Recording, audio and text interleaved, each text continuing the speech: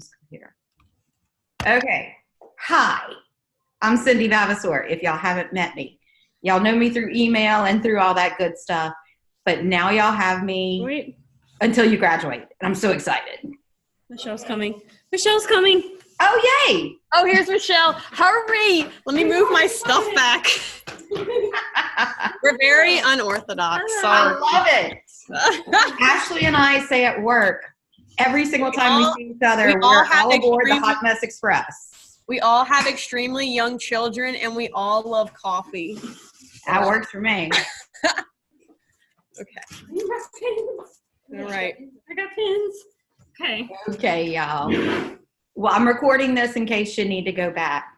But huge changes to the EdTech program that I haven't been able to share with y'all, and now I can, and I'm really, really excited. So Nichols is working to become an ISTE certification provider. Y'all know what ISTE is, right? International Society of Technology and Education. Okay, last summer they rolled out this ISTE certification, and I'm going through it right now, and that's why I have a lot more gray hair than I did last month. It's a lot. It is a lot.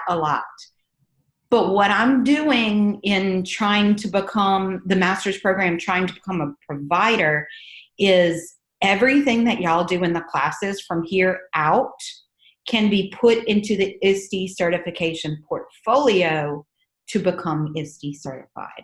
2 birds, 1 stone. Your cohort, this group, will not be able to officially get ISTE certification through us. I don't think I'm going to be able to get there before y'all graduate. But every single thing that y'all do from here till you graduate is going to be aligned to those 25 competencies that you have to show proficiency on in order to become ISTE certified. So if you want to become ISTE certified after this, all the work is done. You just have to, turn it in and stuff like that. So that's what I've been doing for the past year almost, is I've redesigned every single activity that y'all do in these classes to align with the 25 competencies that ISTE is mandating for ISTE certification. And I'm really excited about it. So first, I'm going to show you the first 2 projects in 503. Okay, I'm going to share my screen. Desktop 1, desktop 2. Yes, that's desktop 2. Share. Oops, Zoom would like to record this computer screen. Yes. Oh, stop it, Zoom. Oh, it's letting me quit. No, stop, Zoom. Okay. Go away. Okay, hang on. Sorry, guys. Okay, can you see my computer screen? Is that an ocean? Maybe. Yeah. Okay. Hang on. Now it should be an EdTech assignment. You see, I'm glad I'm looking like a fool now and not on our experts meeting. Okay, can y'all see the EdTech 504? Where am I concerning the ISTE standards? No. I see the island. I see the island with the water. You see the island with the water. Ooh, that's my other screen. You see, this is tech teacher problems. Now can you see it? No. No, ma'am. Y'all! No. Desktop Do one. I go to this? No, don't touch Oh, I anything. don't touch anything.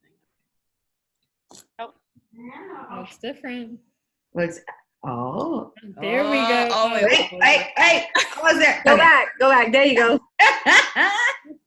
Okay, now you can see it. I see it. Oh, we already did those. Okay. Awesome. Okay, so you should already have access to this through Moodle, but I just wanted to show you a little bit about it and how all of these assignments are going to be. So basically, I'm taking most of Moodle out and I'm putting it all Google-based, because every time I do that, I can leave y'all comments and show you what ISTE standard that it meets. So officially, I am not allowed to show you the 25 ISTE standards that you have to meet to become certified. So you're not seeing this. But this is my personal certification document. So they have 25 competencies, and you have to give artifacts and then explain how that artifact meets the competency. Okay?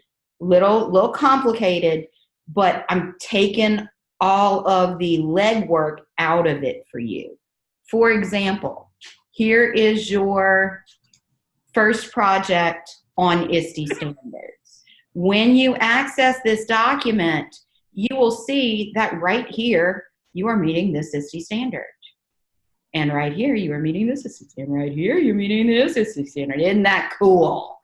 So you are gonna do the assignment just as it's shown.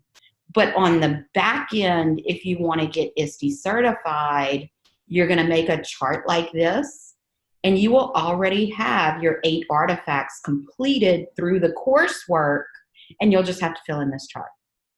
Isn't that cool, guys? Am I just a big nerd? I'm really excited about this.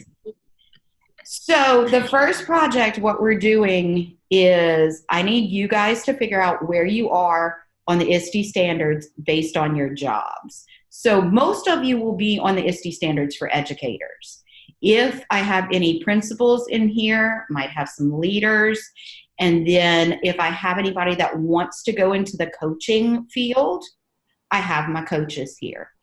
I will tell you that depending on what certification you go for, you have to align to these standards. The standards that I'm aligning to are the ISTE standards for educators. So if you go for a leader certification or a coach certification, the numbers may be different, the words are a little bit different, but all the competencies are still there. So know that when I align these projects, I'm aligning them to the ISTE standards for educators. Cool? Okay, so you access here, that's just links to the regular standards. And in 501, I think Ms. Dempster had y'all look at it and kind of, get a feel for it. But in here, we're really going to dive into it. So I have a template for each one. Grab a copy of the template for whichever one you want to use. Then I am getting you guys to identify a piece of existing data that you believe could meet the standard. That could be anything, y'all. That could be a PowerPoint. That could be a screencast. That could be a lesson plan. That could be a group of emails is one of mine. Just a reflection on a face-to-face meeting that you had. Data, don't get your mind too focused on. Data can be anything. Okay, so don't let that data word scare you. It doesn't have to be like standardized test scores or COMPAS evaluation rubrics, although those could work, but it doesn't have to be that. Cool? You can come over here and see if you want to. My princess is like, oh, I am. Okay, and then after you say, I'm kind of meeting these, and then I want you to say, okay, I'm definitely not meeting these, and I need to do something about that. We're going to do this exact project in this class and in your capstone class. And my hope is that here you're like, eek, only meet, a handful of them. And then by next fall, you're like, heck yeah, I'm rocking all of these. That's my hope. And then after you look at that, then there's just a reflection piece at the end. There is, nothing tricky about this. This is a very straight up, you need to really dive deep into those ISTE standards, see where you think you're meeting some, see where you think you're not meeting some. I'll tell you myself, the global citizenship stuff, I wasn't doing any of that. So I really had to look at that and focus on that and figure out how the heck I can meet those. Okay, so that's just our first smallish project. Here's a big one that I'm really, really excited about. So, and I promise I'm going to be done like 10 minutes. A big thing in our field is we're not IT people. How many of y'all, when you say you're getting a degree in EdTech, teachers think that you can come fix all the broken stuff, right? So I put this project together to try to determine the boundaries between us as educational technologists or instructional technologists, and then the tech people as information technologists.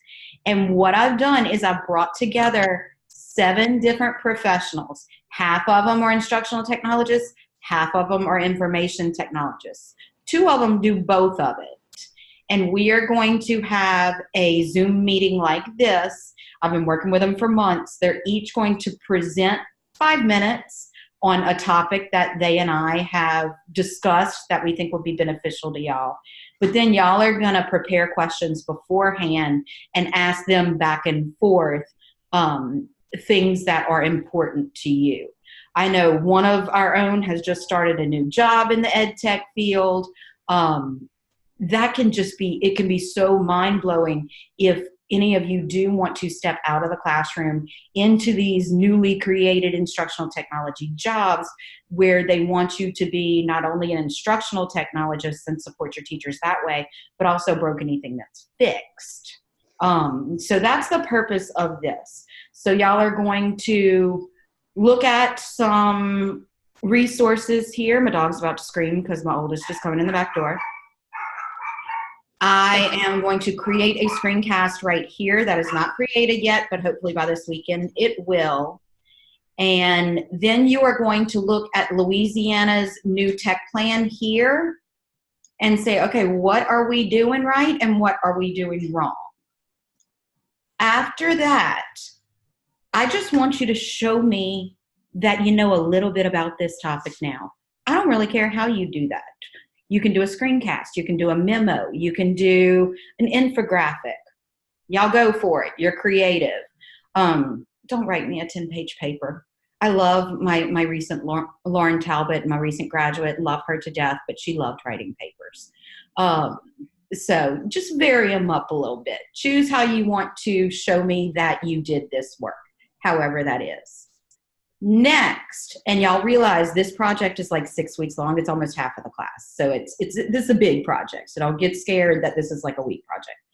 Next, and I'm still adding to this, we are going to have that expert panel. And I'm just really excited about this. We have everyone from Tammy Seneca, who's the director of tech for West Baton Rouge. She and I graduated our docs together, and she is a flipping rock star. She has taken West Baton Rouge Parish to a whole nother level with tech. And you know, to Jenny Bruno, who graduated this program maybe 4 years ago and was hired as an instructional technologist at St. George Catholic Schools here in Baton Rouge, but also has to work as an information technologist. And they just kind of threw her, I don't want to say threw her under the bus, but threw her under the bus of doing both jobs without, she didn't really have the training as an information technology specialist. I don't have it. I know most of you don't have it. So we're going to have just a great panel, and I'm really excited about it. So before that, we're going to work, and I'm not going to read this too, we're going to work to get a few questions for them. I'm going to make an outline of the topics that they and I have discussed that they're going to present to y'all, and I want y'all to come up with some questions. Basically, my goal is if we as a group of 11, we have 10 students here and me, if we as a group of 11 can comfortably answer a question, we don't want to pose it to them because we want to work amongst ourselves before we ask them. So we're really going to try the deep stuff with them. And then after that, we're going to say, okay, IT versus IT on a greater level. We're kind of doing the theoretical stuff. Then we're going to look at these professionals. This is what they're doing. Then I'm going to say, okay, my school, my district, where am I? I want you to identify an IT or IT specialist at your school, at your district. If you can't find one, I'll pair you with one from another district. And then you are going to work together to figure out how your school's goals come together with these ideas of IT versus IT. You're going to have a live virtual meeting with your IT specialist. I did this project before, and it ended up where people just emailed back and forth. I want you to see this person. I want you to have a conversation with them. If it's over Zoom, that's great.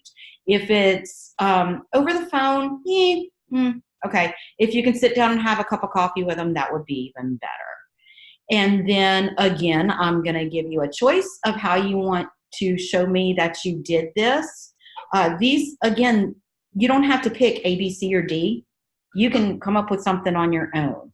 But imagine you're a finalist for a position as an instructional technology leader. Share your findings of best practices on those topics and what you can bring to the new position. You know, professional development for your teachers. However you want to show me that you have a handle on this information, I am absolutely great with. Scary? Fun? Excited? All of the above? You're crazy, Dr. B? All the above. All the above. Okay. But when I wrote this and I was proofreading and I was like, oh crap, if I tell them this is one assignment, they're going to look at me with eyes this big. This is literally 5.5 weeks of the 15-week course. So we're almost at half the course right here. So this is going to be over several weeks. Now, all of you, I think, are in 506 as well, which I've been so busy with 503. I haven't done a whole lot, I'm sorry, with 506 on Moodle. But 506 is a professional development class. Huh? So I saw my name, like, oh, there I went. Oh, Yeah, there I went. there I would be an extra. Okay, so 506 is a professional development class where we are going to design, develop, and actually deliver professional development. That can look so different. Kristen is in charge of an entire school. 3 of you are at one school. I mean, that would be large scale professional development. Blair, you're the only one at Lavityville by yourself. So that could be just your 5th grade team. That could be just the math teachers. It's going to look different for every person depending on your situation. Ashley is at Nichols, so she's going to be doing the entire, God help her, College of Education faculty to deliver professional development to. I'm a little scared for you, Ashley. But so that's going to look very, very different. So we're going to start with what does professional development look like in my area right now. Then we're going to go into professional development models, okay?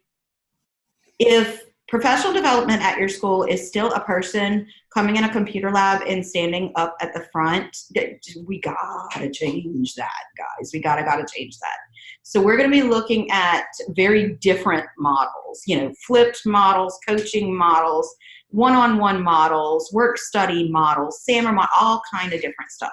All of you are gonna pick one topic from here and you're gonna research a different professional development model. Then we're going to have a live meeting just like this where you tell me all about that model. Biggest problem people have with this is I make you have a time limit of 5 minutes. Otherwise, we would be on the live meeting for 384 or 5 hours. Avery Allison Vavasor. You decorate my office with Post-its? Sorry, guys. So that's what we're going to be doing here. Maybe the most important thing to me for this is we do a Google document with a reflection after the live class. And basically while your peers are talking, I want you to be thinking, ooh, that would work for my faculty, but that wouldn't. That would work, but that wouldn't work, and this is why. So I have a little running document that I'm going to want you to be typing in as other people present to really think about your specific situation and what would work or what might work. The next thing, and again, this project is almost half the class, so don't freak out. We're going to use a very specific instructional design model called the Dick and Carey model. If you have ever written a lesson plan, it is just like writing a very detailed lesson plan. The reason I use this model, and you'll see in 509, we're going to use something called the ADDIE model, which is just another model for instructional design, is not because you can't write an effective plan for professional development. All of you can write effective plans. But these models just give us a different way of looking at parts of the plan. And it's honestly a very cool thing to put on your resume that you are trained in 2 specific instructional design models. I always try to give y'all options if you ever do want to get out of the classroom. A technology instructional designer is a very hot field right now, especially in the university setting. So this is one way of y'all to get some training in specific instructional design models. So you'll see that for most of your remaining classes, I don't really care about grades. I care about you doing the work and producing an end product that we are both proud of. So anytime you are going to do a Google Doc like this, you do a step and you email me and you say, Dr. V, give me feedback on step 1. I give you feedback, you make the changes. Dr. V, I did step 2, give me feedback on step 2. If you are meeting the due dates and running with my suggestions, you will come out with straight A's in all EDTL courses. We do it for instructional design here for professional development. We do it when we're writing a grant. I think Blair's already done the grant writing class with me, right? It's just like that. And you just, every time you have a new step for me to evaluate, what I care about is you taking my comments, discussing them with me, figuring out what will work best and making the changes. If all of y'all are doing that, then I don't have to assign grades. Everybody just gets an A at the end. I care about you coming out with a product that you are proud of, that you can implement at your school and really make a change. So this is all I have that I'm ready for y'all to look at. I'm still redesigning the ending part of 506, but I think that this is plenty to get started with, okay? So 506, we just get started with professional development at my school. And then this is the first major project where you're researching one professional development model, and then we're gonna have a live class on it. And then this is the other large project. We're not coming here for another 6 weeks. So just, kind of look at this, choose your topic, first come, first serve. And then for 503, start looking at this introduction project. And once you're done with that, you can start looking at this IT versus IT. The expert meeting, which I believe, somebody correct me if I'm wrong, February 6th at 4, that is very, very, very, very, very important to me that you are there participating live on time, because these 8 professionals have taken weeks, if not months, to collaborate with me on this and then taken their time to present to you guys. So I really would appreciate if everybody could make arrangements to be there live and participate in that one. Questions, problems? Sounds good. Was that cool? Hopefully that saved y'all some time of just going through Moodle and trying to figure things out. I like to do this at the beginning of every semester to answer questions. Also, and y'all give me feedback, but like the live class where y'all present your projects and you kind of do the work in the Google Doc and the reflecting while you're doing it, I really feel like it saves y'all time rather than doing a project, watching everybody else's project on your own, and then doing the reflection piece. We're all busy. We're all moms. We're all teachers. If y'all can do that live with me, I really feel that it saves y'all time. It becomes a little bit more meaningful. But again, I redesign these classes every semester, so if you have suggestions, please don't hesitate to tell me. Okay? Y'all get home to your kids. Does everybody have my cell? I mean, some of y'all I already text on a regular basis. If you don't have my cell, y'all have my cell. Okay, it's 225-290-2347. If you've never texted me before, tell me who you are the first time you text me. I'm an early bird. I put off my phone at about 6:30 to be with my kids. But if you text me after that, you'll probably get a text back at 4:30 in the morning. Sorry, when I wake up. Besides that, I'm an early bird. I haven't seen past 10 o'clock in years. But besides that, that's it. Go hug your families. Text me questions. 503, start on I have a flip grid, just introduction. I saw a few of you already did that. Thank you. And then I haven't watched them yet. I see y'all giggling. And then the where do I fall on the ISTE standards you can start on. And then you can move on to start looking at the IT versus IT, but not all resources. We just submit this stuff for Moodle. Yes, it's all linked to Moodle, boo. It is all linked to Moodle. 503 changed so much that I didn't copy an old course into this course. I'm just starting it from scratch. Okay. So, and trust me, they're very good improvements. The way I used to teach information technology, because I know nothing about it, was really dull and boring. So I really think that doing this with the experts and all that is going to be real beneficial to all of us. I agree. Okay, and then 506, you can pick out your topic for the presentation on a type of professional development. If you are out there looking at stuff and you see a type of professional development that's not on my list, text me. I'm absolutely for that. That's kind of like all projects that you do in my class. If you say, ooh, if I could do this instead of this, it'd be more meaningful for my students, you better the heck be texting me, because that's what I want y'all to do. You should never do any busy work in any of my classes. It shall be meaningful for your job and your students. Okay? I'm going to let y'all go. Kiss the babies. Yes, Have a great night. Thank you so Bye. much. Of course, text me if y'all need anything. Thank you.